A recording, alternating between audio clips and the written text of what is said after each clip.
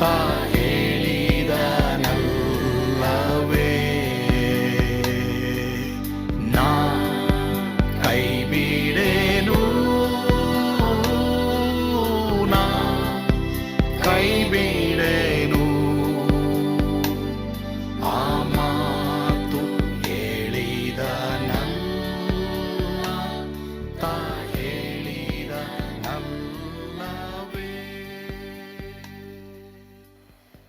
ಯೇಸು ಕೈ ಬಿಡನು ದೈನಂದಿನ ಸತ್ಯವೇದ ಅಧ್ಯಯನಕ್ಕೆ ನಿಮ್ಮೆಲ್ಲರನ್ನು ಆಹ್ವಾನ ಮಾಡ್ತೇನೆ. ಪ್ರಸಂಗಿ ಪುಸ್ತಕ ಅದು ಹಳೆ ಒಡಂಬಡಿಕೆಯಲ್ಲಿ ಜ್ಞಾನೋಕ್ತಿ ಪುಸ್ತಕ ಆದಮೇಲೆ ಬರೆದಿರುವಂಥದ್ದು. ಸೊಲೊಮೋನ, ಯೇಸ್ವಾಮಿ ಬಿಟ್ಟರೆ ನೆಕ್ಸ್ಟ್ ವೈಸ್ ಆಗಿದ್ದಂಥ ಒಬ್ಬ ರಾಜ. ಆತನು ತುಂಬ ಜ್ಞಾನದಲ್ಲಿ ಆತನು ಈ ಒಂದು ಪುಸ್ತಕವನ್ನು ಬರೆದಿರ್ತಾನೆ. ಅಂದರೆ ಅವನ ಜೀವಮಾನದಲ್ಲಿ ಏನೆಲ್ಲ ಆತನು ಲೌಕಿಕವಾಗಿ ಜೀವಿಸಿ ಕಡೆಗೆ ಎಲ್ಲ ವ್ಯರ್ಥವಾಗಿ ದೇವರಲ್ಲಿ ಮಾತ್ರನೇ ಎಲ್ಲ ಲಾಭ ಎಂಬುದಾಗಿ ಆತನು ತಿಳಿಸಿರ್ತಾನೆ. ಈ ಪ್ರಸಂಗಿ ಪುಸ್ತಕ ಕೆಲವರು ಓದಿರ್ತೀರಾ, ಎಲ್ಲಿದೆ ಅಂತಲೂ ಗೊತ್ತಿಲ್ಲ. ಸತ್ಯವೇದದಲ್ಲಿ ಹಳೆ ಒಡಂಬಡಿಕೆಯಲ್ಲಿ ಜ್ಞಾನೋಕ್ತಿ ಪುಸ್ತಕ ಆದಮೇಲೆ ಇರುವಂಥದ್ದು. ಹೀಗಾಗಿ ಈ ಪುಸ್ತಕದ ಪರಿಚಯ ನಾನಿವಾಗ ನಿಮಗೆ ಮಾಡುವಂಥವನಾಗಿದ್ದೇನೆ. ಈ ಒಂದು ಪ್ರಸಂಗ ನಮ್ಮ ಸಭೆಯಲ್ಲಿ ಅನೇಕರಿಗೆ ಉಪಯುಕ್ತವಾಗಿತ್ತು. ನಿನ್ನ ಕತೆ ಏನಾಗಿರ್ತದೆ ಎಂಬುದಾಗಿ ಇದರಿಂದ ಕಲಿಯಿರಿ. ಹೀಗೆ ಕಾಣುವಂಥವುಗಳು ಒಳ್ಳೆಯದಾಗಿದೆಯಾ, ಆರೋಗ್ಯವಾಗಿದೆಯಾ, ಒಳ್ಳೆ ವಿಟಮಿನ್ ಕೊಡುತ್ತಾ, ಅದನ್ನು ತಿನ್ರಿ. Eat while you eat, play while you play, work while you work. ಇಂಗ್ಲಿಷ್ನಲ್ಲಿ ಹೇಳ್ತಾರೆ ಅದನ್ನೆಲ್ಲ. ಸೊ ನೆಕ್ಸ್ಟ್ ಯೋಚನೆ ಮಾಡಿ.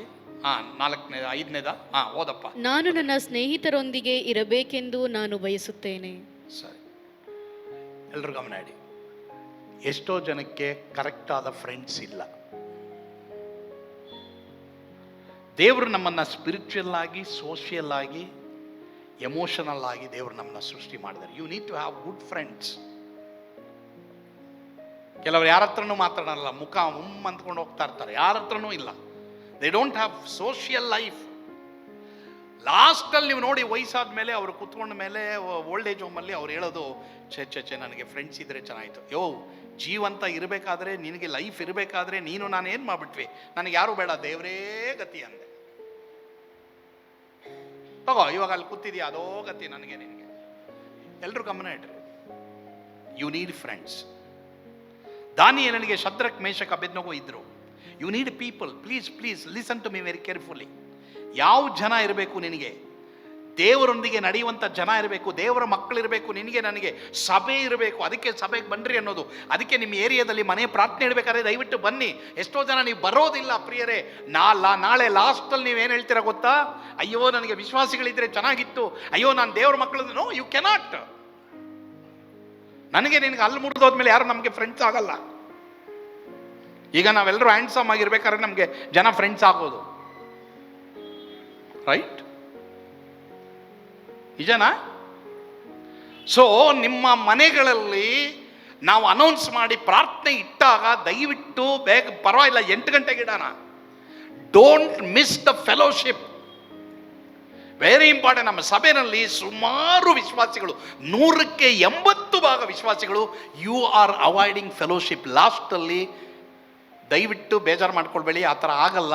But you will enter into depression. Why you enter into depression? Because you do not have fellowship with God and fellowship with God's people. ನನಗೆ ನಿನಗೆ ಯಾಕೆ ಆ depression ಆಗುತ್ತೆ ಎಂಬುದಾಗಿ ನಾವು ನೋಡಬೇಕಾದ್ರೆ, ನನಗೆ ನಿನಗೆ ದೇವರೊಂದಿಗೆ ಅನ್ಯೋನ್ಯತೆ ಇಲ್ಲ, ಮತ್ತೆ ನನಗೆ ನಿನಗೆ ದೇವ ಜನರೊಂದಿಗೆ ಅನ್ಯೋನ್ಯತೆ ಇಲ್ಲ. 1 ಯೋಹಾನ 1ನೇ ಅಧ್ಯಾಯದಲ್ಲಿ ಬರೆದಿದೆ ಪ್ರಿಯರೇ, ನಮ್ಮ ಅನ್ಯೋನ್ಯತೆಯು ಆತನ ಸಂಗಳಲು, ತಂದೆಯ ಸಂಗಳಲು, ಮಗನ ಸಂಗಳಲು ಮಾತ್ರವಲ್ಲದೆ ನಮ್ಮ ಉಭಯತರ ಅನ್ಯೋನ್ಯತೆ ಇತರರ ಸಂಗಳಲ್ಲಿರೋದ್ರಿಂದ ನಮಗೆ ಸಂತೋಷ ಉಂಟಾಗಿದೆ. ಇಲ್ಲಿ ಎಷ್ಟೋ ಜನಕ್ಕೆ ಸಂತೋಷ ಇಲ್ಲ. ಸಭೆಗೆ ಬರ್ತಾ ಇದ್ದೀರಾ, but you don't have that joy. ಯಾಕೆ ಗೊತ್ತಾ? ನಿಮಗೆ ವಿಶ್ವಾಸಿಗಳ ಅನ್ಯೋನ್ಯತೆ ಇಲ್ಲವೇ ಇಲ್ಲ. ದಯವಿಟ್ಟು ಇದು ಭಾಳ ಪ್ರಾಮುಖ್ಯ. ತಿರ್ಗಾ ಹೇಳ್ತಾ ಇದ್ದೀನಿ, ನಮ್ಮ ಸಭೆಯಲ್ಲಿ ಸುಮಾರು ಜನ ಭಾನುವಾರ ಬರ್ತೀರಾ, ಆದರೆ ನಿಮ್ಮ ಮನೆಗಳ ಹತ್ರ ಪ್ರಾರ್ಥನೆ ಇದೆ ಅಂತ ಅನೌನ್ಸ್ ಮಾಡುವಾಗ ಅವಾಯ್ಡ್ ಮಾಡ್ತಾ ಇದ್ದೀರಾ. ಬಟ್ ಒಂದಲ್ಲ ಒಂದು ದಿನ ನನಗೆ ಅಯ್ಯೋ ವಿಶ್ವಾಸಿಗಳಿದ್ದರೆ ಚೆನ್ನಾಗಿತ್ತು. ನೀನು ಯಾರ ಜೊತೆ ಇರಲ್ವಾ? ಯಾರು ನಿನ್ನ ಜೊತೆನೂ ಇರಲ್ಲ. Are you here? ಸೊ ನಮ್ಮ ಸಭೆಯಲ್ಲಿ ಇವಾಗ ಇನ್ನೂ ಪ್ರಾರ್ಥನೆ ನಡೀತದೆ, ಉಪವಾಸ ಪ್ರಾರ್ಥನೆಗಳು ನಡೀತದೆ, ರಾತ್ರಿ ಪ್ರಾರ್ಥನೆ ನಡೀತದೆ, ಮುಂಜಾನೆ ಪ್ರಾರ್ಥನೆ ನಡೀತದೆ. ಆ ಪ್ರಾರ್ಥನೆಗಳಲ್ಲೆಲ್ಲ ಯಾವಾಗಾದರೂ ಬಂದು ಭಾಗವಹಿಸೋಕ್ಕೆ ಟ್ರೈ ಮಾಡಿ ಪ್ರಿಯರೇ. ಎಲ್ಲ ನಾನು ಒಂಟಿಯಾಗಿರ್ತೀನಪ್ಪ, ನಾನು ಒಂಟೆ. ಪೌಲ ಏನು ಹೇಳ್ತಾನೆ ಗೊತ್ತಾ? ಎಲ್ಲರೂ ಗಮನ ಇಡಿ. ಮಾರ್ಕನ ನನ್ನ ಬಳಿ ಕರ್ಕೊಂಬನ್ರಿ, ಬ್ರಿಂಗ್. ಯೇಸು ಸ್ವಾಮಿ ಸಹ 3 ಶಿಷ್ಯರೊಂದಿಗೆ ಯಾವಾಗಲೂ ಇರ್ತಾ ಇದ್ರು. ಯೇಸು ಸ್ವಾಮಿಗಿಂತ ನಾನು ನೀನು ದೊಡ್ಡವಳ? ಏನು ಪೂಲಂದೇವಿ ಆಗ್ಬಿಟ್ಟ? ವೀರಪ್ಪನ ಆಗ್ಬಿಟ್ಟ ಕಾಡಲ್ಲಿ ಜೀವಿಸಕ್ಕೆ? ಥಿಂಕ್. ಸಭೆಯ ವಿಶ್ವಾಸಿಗಳು ಇವತ್ತು ನಿಮ್ಮೆಲ್ಲರಿಗೂ ಹೇಳ್ತಾರೆ, ಯಾಕೆ ಅನೇಕರು ತಪ್ಪಿ ಹೋಗ್ತಾ ಇದ್ದಾರೆ, ಯಾಕೆ ಅನೇಕರು ಹಿಂದೆ ಹೋಗ್ತಾ ಇದ್ದಾರೆ? Because they don't have fellowship. ಅನೇಕರಿಗೆ ಇವತ್ತು ಅನ್ಯೋನ್ಯತೆ ಇಲ್ಲ, ದೇವರ ಮಕ್ಕಳೊಂದಿಗೆ ಅನ್ಯೋನ್ಯತೆ ಇಲ್ಲ. ನಿಮ್ಮ ಏರಿಯಾಗಳಲ್ಲಿ ಮನೆಗಳಲ್ಲಿ ಪ್ರಾರ್ಥನೆಗಳಿಟ್ಟಾಗ ಪ್ರಿಯ ದೇವರ ಮಕ್ಕಳೇ, ಯಾವಾಗೋ ಒಂದು ಟೈಮ್ ಇರ್ತದೆ. ಮೊದಲಾದರೆ ವಾರ ಇಡ್ತಾ ಇದ್ವಿ, ಇವಾಗ ಅಟ್ಲೀಸ್ಟ್ ಎಷ್ಟೋ ತಿಂಗಳು ಒಂದ್ಸಲ ಇಡ್ತೀವಿ. ಅದನ್ನಾದರೂ ಉಪಯೋಗಿಸ್ಕೊಳ್ರಿ. ಇಲ್ಲದೆ ಹೋದರೆ ನೀ ಬಲಹೀನವಾಗ್ತೀಯ, ನಿನಗೆ ಸಂತೋಷ ಇರಲ್ಲ. Take this very seriously, very important. Okay, 2ನೇದು ಓದಪ್ಪ. ನಿಜವಾಗಲೂ ನಮ್ಮ ಜೀವಿತದಲ್ಲಿ ಪ್ರಾಮುಖ್ಯವಾದದ್ದು ಯಾವುದು ಎಂದು ಗಮನಿಸಬೇಕು. ರೀಪ್ರಯಾರಿಟೈಸ್ ಯೋರ್ ಪ್ರಯಾರಿಟಿ ಅನ್ನೋದೇ ಇದು. ಅಂದರೆ ಯಾವುದು ಫಸ್ಟ್ ಮಾಡಬೇಕೋ ಅದು ಮಾಡಿಬಿಡ್ರಿ. ಮರಣದ ಮನೆಗೆ ಹೋದಾಗ ನೀ ಕಲಿಬೇಕಾದಂಥ ಜ್ಞಾನ ಏನು ಗೊತ್ತಾ? ನನ್ನ ಲೈಫು ಸ್ವಲ್ಪ ಅದಲು ಬದಲಾಗಿದೆ. ನಾನು ಆಮೇಲೆ ಲಾಸ್ಟಲ್ಲಿ ಹೇಳ್ತೀನಿ ಯಾವುದು ಫಸ್ಟ್ ಹಾಕಬೇಕು ಅಂತ.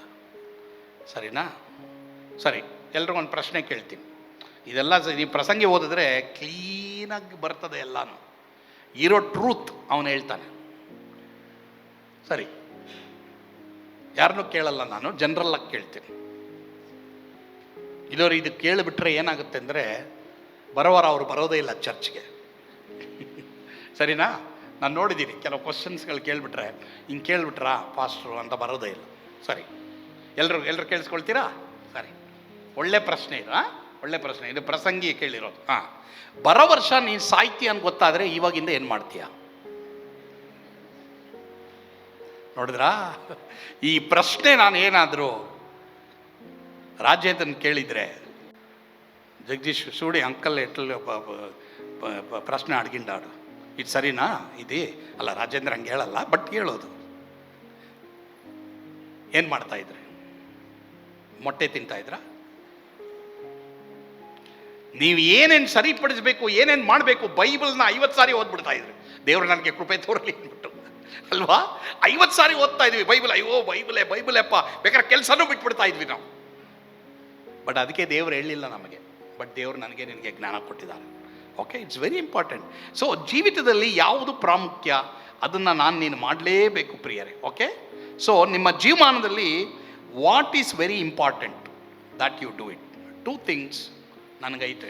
2 ಕಾರ್ಯ ನನ್ನ ಜೀವಮಾನದಲ್ಲಿ ನಾನು ಇಟ್ಕೊಂಡಿದ್ದೀನಿ. ಇದು ನಿಮಗೆ ದೇವರು ಮಾತಾಡಿದ್ರೆ ಮಾತ್ರ.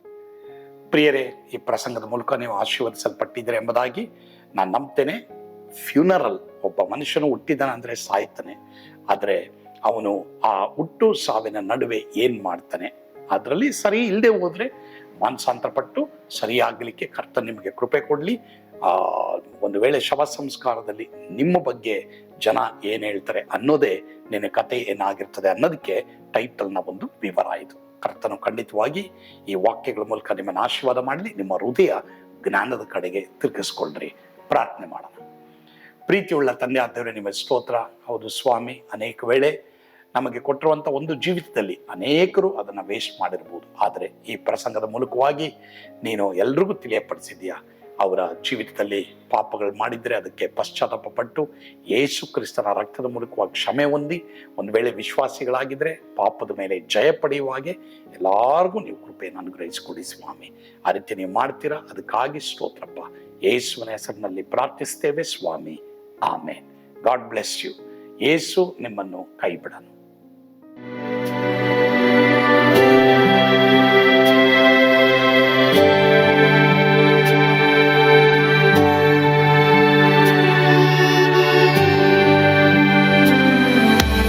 ನಾನು ಪಾತ್ರದಲ್ಲಿ ಇರುವಾಗಲೂ ನೀನು ಪಾಯಪಟ್ಟು ಓಡಬಾರದು. ನನ್ನ ಮಾತನಂಬಿ ಸ್ಥಿರವಾಗಿರು. ನಿನ್ನ ಬಿಡಲಾರೆ, ಬಿಡೆನು ಎಂದೆಂದಿಗೂ.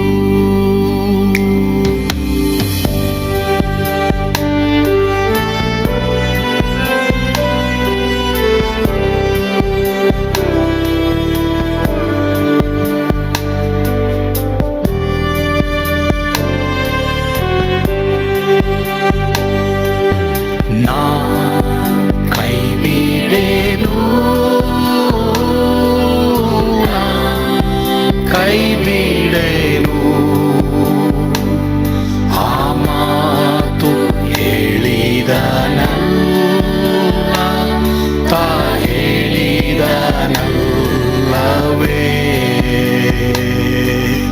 ನಾ ಕೈ ಬಿಡೆನು,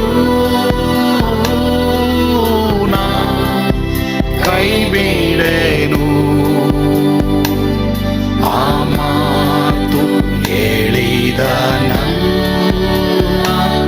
ತಾ ಹೇಳಿದನಲ್ಲವೇ.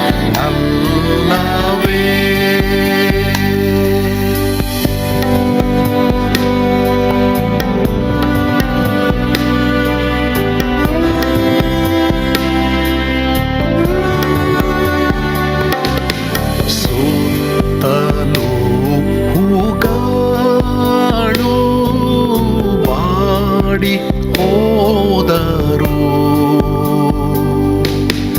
ಮೇಲೆ ಸ್ವರ್ಗದೋಳು ಬಾದಲಾಗದು.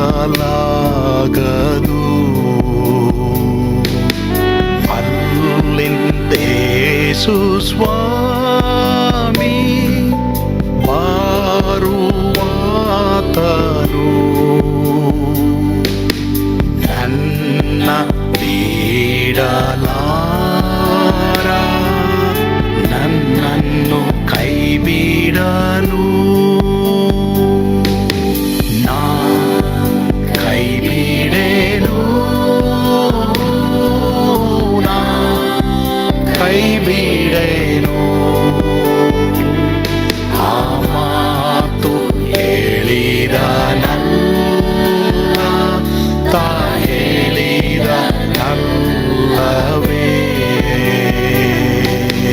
ನಾ ಕೈ ಬಿಡೆನು, ನಾ ಕೈ ಬಿಡೆನು. ಆ ಮಾತು ಹೇಳಿದನಲ್ಲ, ತಾ ಹೇಳಿದನಲ್ಲವೇ.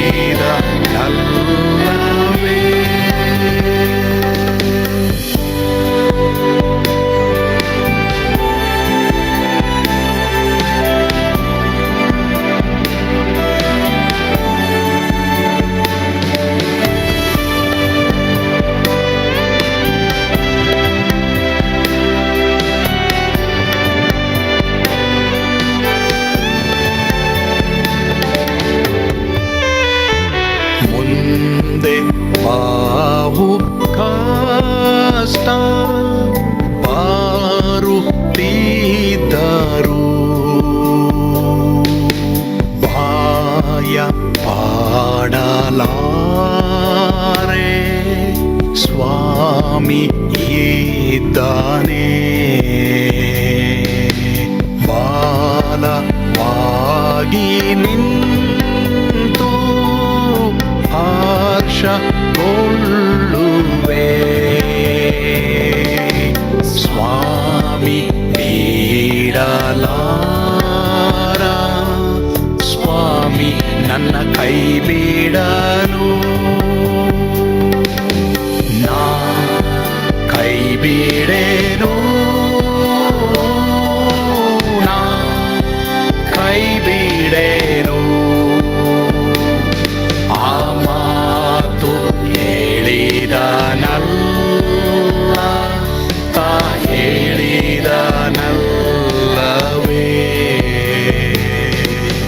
ನಾ ಕೈ ಬಿಡೆನು, ನಾ ಕೈ ಬಿಡೆನು.